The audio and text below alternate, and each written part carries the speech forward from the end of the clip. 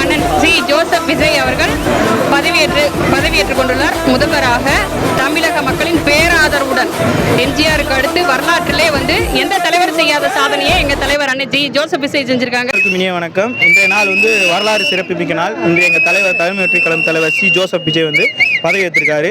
அதாவது பார்த்தீங்கன்னா எம்ஜிஆருக்கு அப்புறம் அதிக மக்களோட வரவேற்பால் எங்கள் தலைவர் ஆயிருக்காரு.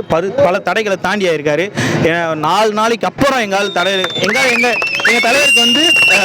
இப்போ தடைகள் புதுசு கிடையாது. அதை தவிர்த்துட்டு இன்னைக்கு வாங்கியிருக்காரு. இன்றையிலிருந்து என்னைக்குமே எங்கள் விஜய் தான், எங்கள் தளபதி தான் நிரந்தர முறை தமிழ்நாட்டுக்கு.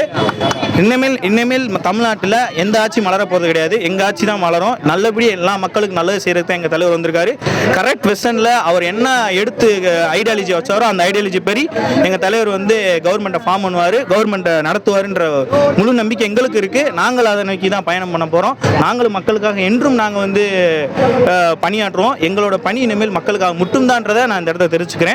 வாக்களிக்க அனைத்து தமிழ்நாட்டு மக்களுக்கும் வீரபாண்டி பேரூர் எங்கள் தேனி வடக்கு மாவட்ட செயலாளர் RS பிரகாஷ், அருமையான RS பிரகாஷ் சார்பாக நன்றியை தெரிவித்துக் கொள்கிறேன்.